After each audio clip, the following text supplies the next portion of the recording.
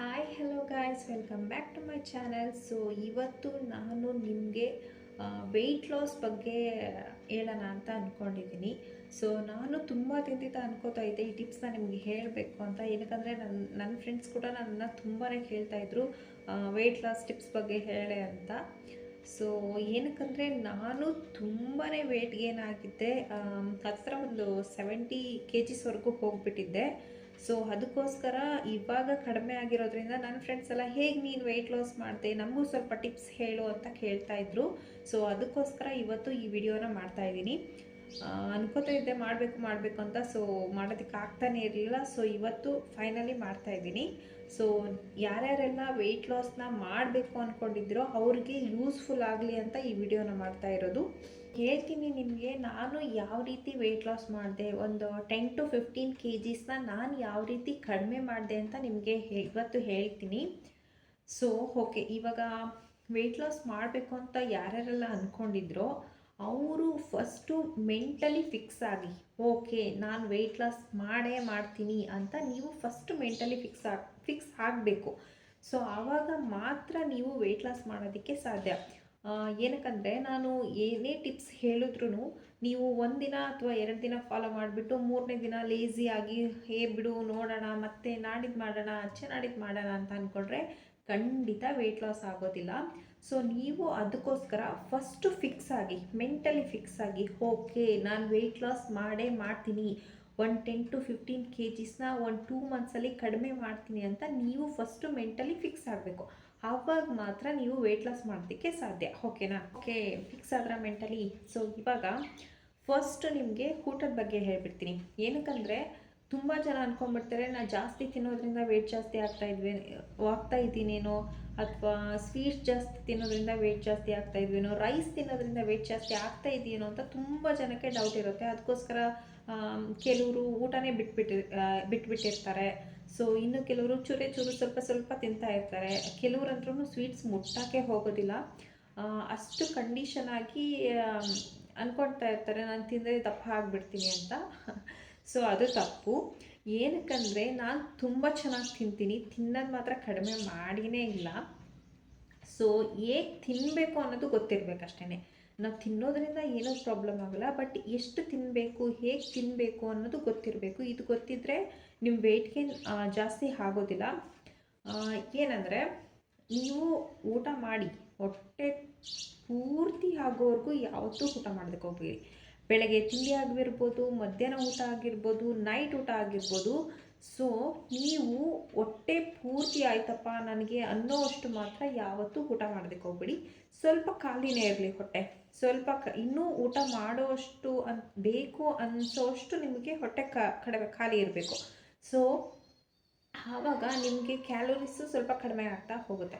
So ಇವಾಗ ಬೆಳಗಿನ ತಿಂಡಿ, ಮಧ್ಯಾಹ್ನ ಲಂಚು, ನೈಟ್ ಡಿನ್ನರು ಇವಷ್ಟು ಸೇರಿ, ಆಮೇಲೆ ಎಕ್ಸ್ಟ್ರಾ ಸ್ನ್ಯಾಕ್ಸು, ಜ್ಯೂಸು, ಅದು ಇದು ಎಲ್ಲ ಸೇರಿ ಕ್ಯಾಲೋರೀಸ್ ಜಾಸ್ತಿ ಆಗೋದ್ರಿಂದ ನಿಮ್ಮ ವೆಯ್ಟು ಜಾಸ್ತಿ ಆಗ್ತಾ ಹೋಗುತ್ತೆ. ಸೊ ಅದಕ್ಕೋಸ್ಕರ ನೀವು ಹೊಟ್ಟೆ ಪೂರ್ತಿ ಆಗುವಷ್ಟು ಯಾವತ್ತೂ ಊಟ ಮಾಡೋದಕ್ಕೆ ಹೋಗಬೇಡಿ. ಓಕೆನಾ? ಇದು first step. Weekly one day ಮಾತ್ರ ನೀವು ಕಂಪ್ಲೀಟಾಗಿ ನನಗೆ ಸಾಕಪ್ಪ ತೃಪ್ತಿ ಆಯಿತು ಅನ್ನೋಷ್ಟು ಊಟ ಮಾಡಿ. ವೀಕ್ಲಿ 1 ಟೈಮ್ ಅಷ್ಟೇ. ಸೊ ವೀಕ್ಲಿ 6 ಡೇಸ್ ಏನು ಮಾಡಬೇಕು ಅಂತಂದರೆ ನೀವು ಹೊಟ್ಟೆ ಫುಲ್ ಆಗೋವರೆಗೂ ಊಟ ಮಾಡಬಾರ್ದು. ವೀಕ್ಲಿ 1 ಟೈಮ್ ಮಾತ್ರ ನಿಮಗೆ ಏನು ಇಷ್ಟ ಆಗುತ್ತಲ್ವ, ಸ್ವೀಟ್ಸ್ ಇರ್ಬೋದು, ಬೇಕ್ರಿ ಐಟಮ್ಸ್ ಇರ್ಬೋದು, ಏನೇ ಒಂದು ಫುಡ್ ಆದರೂ ನೀವು ಹೊಟ್ಟೆ ತುಂಬ ತಿನ್ಬೋದು ವೀಕ್ಲಿ 1 ಟೈಮ್. ನಾನು ಈ ಥರನೇ ಫಾಲೋ ಮಾಡ್ತಾ ಬಂದಿರೋದು. ಓಕೆನಾ? ಇವಾಗ ನೆಕ್ಸ್ಟ್ ಟಿಪ್ ಏನಪ್ಪ ಅಂತಂದರೆ ನೀರನ್ನು ನೀವು ಎಷ್ಟು ಜಾಸ್ತಿ ಕುಡಿತೀರೋ ಅಷ್ಟು ನಿಮ್ಮದು ವೆಯ್ಟ್ ಕಂಟ್ರೋಲಲ್ಲಿ ಇರುತ್ತೆ. ಹೇಗೆ ಅಂದರೆ ನೀವು ಊಟಕ್ಕಿಂತ ಮುಂಚೆ 1 ಗ್ಲಾಸ್ ನೀರು ಕುಡಿದೇ ಊಟನ ಸ್ಟಾರ್ಟ್ ಮಾಡಬೇಕು. ಮುಂಚೆ 1 ಗ್ಲಾಸ್ ನೀರು ಕುಡ್ದೇ ಊಟನ ಸ್ಟಾರ್ಟ್ ಮಾಡೋದ್ರಿಂದ ನಿಮಗೆ ಜಾಸ್ತಿ ಕ್ಯಾಲೋರೀಸ್ ಊಟ ತಗೊಳ್ಳೋದಕ್ಕೆ ಆಗೋದಿಲ್ಲ. ಆವಾಗ ನಿಮ್ಮದು ವೆಯ್ಟ್ ತಾನೇ ಕಂಟ್ರೋಲಲ್ಲಿ ಇರುತ್ತೆ. ಸೊ ಓಕೆನಾ? ಇದು ನೆಕ್ಸ್ಟ್ ಸ್ಟೆಪ್. ಆಮೇಲೆ ಡೈಲಿ ಒಂದು 3 to 4 ಲೀಟರ್ಸ್ ಆದ್ರೂ ನೀವು ನೀರು ಕುಡಿತಾ ಬರಬೇಕು. ನೀರನ್ನ ಹೆಚ್ಚಾಗಿ ಕುಡಿದಷ್ಟು ನಿಮ್ಮದು ವೆಯ್ಟ್ ಲಾಸ್ ಕಂಟ್ರೋಲಲ್ಲಿ ಇರುತ್ತೆ, ವೆಯ್ಟ್ ಲಾಸ್ ಕಂಟ್ರೋಲ್ ಆಗುತ್ತೆ. ಆಮೇಲೆ ನೆಕ್ಸ್ಟ್ ಟಿಪ್ ಏನಪ್ಪ ಅಂದರೆ ನಿದ್ದೆನ ನೀವು ಇವಾಗ ಕೆಲವ್ರು ಅಂದ್ಕೊಂಡಿರ್ತಾರೆ ನಾವು ಮಧ್ಯಾಹ್ನ ಮಲಗೋದ್ರಿಂದ ವೆಯ್ಟ್ ಜಾಸ್ತಿ ಆಗ್ತಾ ಇದ್ದೇನೋ, ಮಧ್ಯಾಹ್ನ ಆಗಿದ್ದರೆ ಮಲ್ಕೋಬಾರ್ದಾ ಅಂತ ಕೆಲವರು ಕೇಳ್ತಾ ಇರ್ತಾರೆ. ನಾನು ಕೂಡ ತುಂಬ ಜನ ಕೇಳಿದ್ದಾರೆ. ಬಟ್ ಏನಂದರೆ ನಾನು ನಿದ್ದೆ ಮಾಡಿದ ದಿನಾನೇ ಇಲ್ಲ, ಮಾಡದೇ ಇರೋ ದಿನಾನೇ ಇಲ್ಲ ಮಧ್ಯಾಹ್ನ. ನಾನು ಡೈಲಿ 1 ಅವರ್ ಮಲಗಿ ಎದ್ದೇಳಿಲ್ಲ ಅಂದರೆ ನನಗೆ ಸಮಾಧಾನ ಅಂತ ಅನಿಸಲ್ಲ, ಏನೋ ಒಂಥರ ಕಂಫರ್ಟ್ ಅಂತ ಅನಿಸ್ತಾ ಇರಲ್ಲ ನನಗೆ. ಮಧ್ಯಾಹ್ನ 1 ಅವರ್ ರೆಸ್ಟ್ ತೊಗೊಳ್ಳೇಬೇಕು ನಾನು. ಸೊ ನಾನು ಮಧ್ಯಾಹ್ನ ಮಲಗ್ತೀನಿ. ಸೊ ಅದಕ್ಕೋಸ್ಕರ ನಿಮಗೆ ಹೇಳ್ತಾ ಇರೋದೇನೆಂದರೆ, ನೀವು ಆರಾಮ್ಸೆ ಮಧ್ಯಾಹ್ನ 1 ಅವರ್ ನಿದ್ದೆ ಮಾಡಿ. ಸೊ ತುಂಬ ಜಾಸ್ತಿ ಟೈಮ್ ನಿದ್ದೆ ಮಾಡಬಾರ್ದು. 1 ಅವರ್ ನೀವು ಆರಾಮಾಗಿ ರೆಸ್ಟ್ ಮಾಡ್ಬೋದು. ಹೊಟ್ಟೆ ಫುಲ್ ಊಟ ಮಾಡಿ ನಿದ್ದೆನೂ ಚೆನ್ನಾಗಿ ನಿದ್ದೆ ಮಾಡಿದ್ರೆ ವೇಟ್ ಗೇನ್ ಆಗುತ್ತೆ, ಹೌದು ನಿಜ. ಬಟ್ ನೀವು ಒಂದು ಸ್ವಲ್ಪ ಖಾಲಿ ಹೊಟ್ಟೆನಲ್ಲಿ ಅಂದರೆ ಪೂರ್ತಿಯಾಗಿ ಹೊಟ್ಟೆ ಪೂರ್ತಿಯಾಗುವಷ್ಟು ತಿಂದಿಲ್ಲ ಅನ್ನೋ ಥರ ಇದ್ದು 1 ಅವರ್ ಮಧ್ಯಾಹ್ನ ರೆಸ್ಟ್ ಮಾಡೋದ್ರಿಂದ ಯಾವುದೇ ರೀತಿಯ ವೇಟ್ ಗೇನ್ ಸಮಸ್ಯೆ ಆಗೋದಿಲ್ಲ. ಓಕೆನಾ?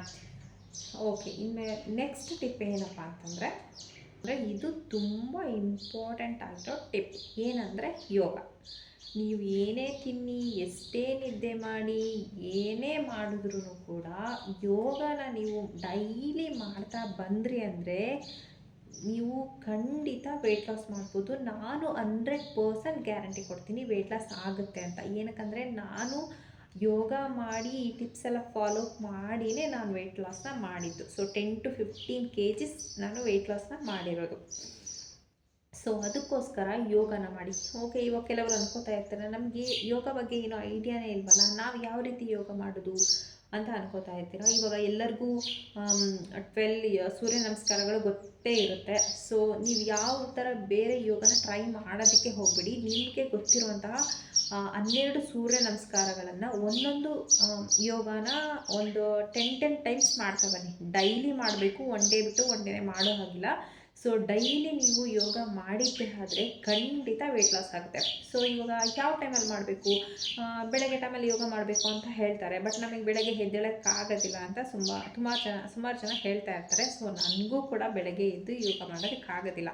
ಏನಕ್ಕಂದರೆ ನನಗೆ ನಿದ್ದೆ ಚೆನ್ನಾಗಿ ಬೇಕು. ಸೊ 4 ಗಂಟೆ 5 ಗಂಟೆಗೆಲ್ಲ ಎದ್ಬಿಟ್ಟು ಯೋಗ ಮಾಡೋದಕ್ಕಾಗೋದಿಲ್ಲ. ಅದಕ್ಕೋಸ್ಕರ ಓಕೆ, ನಿಮಗೆ ಬೆಳಗ್ಗೆ ಎದ್ದೇಳೋದಕ್ಕಾಗೋದಿಲ್ವಾ? ಬೇಡ, ಸಂಜೆ ಮಾಡಿ. ಒಂದು ಟೈಮ್ ಹಾಕ್ಕೊಳ್ಳಿ, ಒಂದು 4 to 5 ಅವರ್ಸ್ ಟೈಮಲ್ಲಿ 4 ರಿಂದ 5 ಗಂಟೆವರೆಗೂ ಯೋಗ ಮಾಡಿ. ಡೈಲಿ 1 ಅವರ್ ನೀವು ಯೋಗ ಮಾಡಿದ್ರೆ ಸಾಕು. 4 ಗಂಟೆಯಿಂದ 5 ಗಂಟೆವರೆಗೂ ಮಾಡಿ, ಇಲ್ಲ 5 ಗಂಟೆಯಿಂದ 6 ಗಂಟೆವರೆಗೂ ಮಾಡಿ. ಬಟ್ ಏನಂತಂದರೆ ನೀವು ಯೋಗ ಮಾಡುವಾಗ ಹೊಟ್ಟೆ ಖಾಲಿ ಇರಬೇಕು.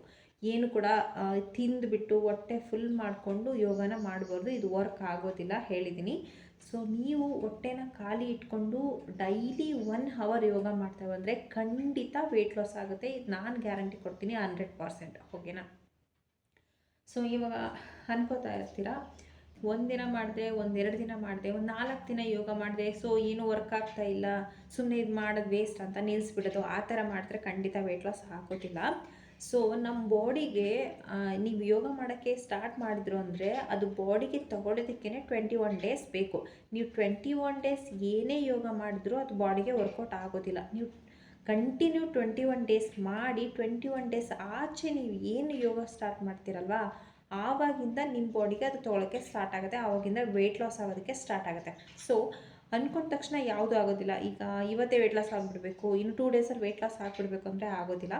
ಕಂಟಿನ್ಯೂ 1 ಮಂತ್ ಆದರೂ ನೀವು ಟ್ರೈ ಮಾಡ್ತಾ ಸ್ಟಾರ್ಟ್ ಮಾಡಿ. ನಾನು ಹೇಳಿರೋ ಟಿಪ್ಸ್ನೆಲ್ಲ ಫಾಲೋ ಮಾಡ್ಕೊಂಡು ಬನ್ನಿ, ನೀವು ಖಂಡಿತ ವೆಯ್ಟ್ ಲಾಸ್ ಆಗ್ತೀರಾ, ಸ್ಲಿಮ್ ಆಗ್ತೀರಾ. ನಾನು ಕೂಡ ಈ ಎಲ್ಲ ಟಿಪ್ಸ್ನ ಫಾಲೋ ಮಾಡಿಯೇ 10 to 15 kgs ವೆಯ್ಟ್ ಲಾಸ್ ಮಾಡಿರೋದು. ಸೊ ನನ್ನ ಫ್ರೆಂಡ್ಸ್ ತುಂಬಾ ಕೇಳ್ತಾಯಿದ್ರು, ನೀನು ಹೇಗೆ ವೆಯ್ಟ್ ಲಾಸ್ ಮಾಡಿದೆ? ಏನಕ್ಕಂದರೆ ನನ್ನ ಸೆಕೆಂಡ್ ಪ್ರೆಗ್ನೆನ್ಸಿನಲ್ಲಿ ನಾನು 70 kgsವರೆಗೂ ಹೋಗಿಬಿಟ್ಟಿದ್ದೆ. ಸೊ ಅದು ಡೆಲಿವರಿ ಆದಮೇಲೆ ಅದೇ ವೆಯ್ಟು ಕಂಟಿನ್ಯೂ ಆಗ್ತಾಯಿತ್ತು, ಕಡಿಮೆನೇ ಆಗ್ತಾ ಇರಲಿಲ್ಲ. ಸೊ ನಾನು ಕೂಡ ತುಂಬ ತಲೆ ಕೆಡಿಸ್ಕೊಂಡಿದ್ದೆ, ಬೇಜಾರಾಗ್ತಾ ಇದ್ದೆ, ಒಂಥರ ಡಿಪ್ರೆಷನ್ ಲೆವೆಲ್ಗೆ ಹೋಗೋ ಥರ ಫೀಲ್ ಆಗ್ತಾಯಿತ್ತು ನನಗೂ ಕೂಡ. ಅಯ್ಯೋ ವೆಯ್ಟ್ ಗೇನ್ ಆಗಿಬಿಡ್ತು, ಡ್ರೆಸ್ಗಳು ಕಂಫರ್ಟ್ ಅನಿಸ್ತಾ ಇಲ್ಲ, ದಪ್ಪ ಆಗ್ಬಿಟ್ಟು ಅಂತ ಎಲ್ಲರೂ ರೇಗಿಸ್ತಿದ್ದಾರೆ ಅಂತ ನಾನು ಕೂಡ ತುಂಬಾ ಯೋಚನೆ ಮಾಡ್ತಾಯಿದ್ದೆ. ಸೊ ಆವಾಗ ನಾನು ಅಂದ್ಕೊಂಡಿದ್ದು ಒಂದೇ, ಯಾವುದೇ ರೀತಿಯ ಮೆಡಿಸನ್ ತಗೊಳ್ದೇನೆ, ಯಾವುದೇ ರೀತಿಯ ಸೈಡ್ ಎಫೆಕ್ಟ್ ಇಲ್ಲದೇ ನಾನು ಹೆಲ್ತಿಯಾಗಿಯೇ ವೆಯ್ಟ್ ಲಾಸ್ ಮಾಡಬೇಕು ಅಂತ ನಾನು ಡಿಸೈಡ್ ಮಾಡಿದ್ದು. ಸೊ ಆವಾಗ ಈ ಎಲ್ಲ ಟಿಪ್ಸ್ಗಳನ್ನ ಫಾಲೋ ಅಪ್ ಮಾಡಿದೆ. ಸೊ ಫೈನಲಿ 10 to 15 kgs ಕಡಿಮೆ ಆಗಿದ್ದೀನಿ. ಸೊ ನೀವು ಕೂಡ ನಾನು ಹೇಳಿರೋ ಎಲ್ಲ ಟಿಪ್ಸ್ಗಳನ್ನ ಫಾಲೋ ಮಾಡಿ ಖಂಡಿತ ವೆಯ್ಟ್ ಲಾಸ್ ಆಗೇ ಆಗುತ್ತೆ ಅಂತ ಹೇಳ್ತಾ ಇವತ್ತಿನ ವಿಡಿಯೋನ ಮುಗಿಸ್ತಾ ಇದ್ದೀನಿ. ಓಕೆ ಫ್ರೆಂಡ್ಸ್, ಟೇಕ್ ಕೇರ್, ಬಾಯ್ ಬಾಯ್, ನಮಸ್ತೆ.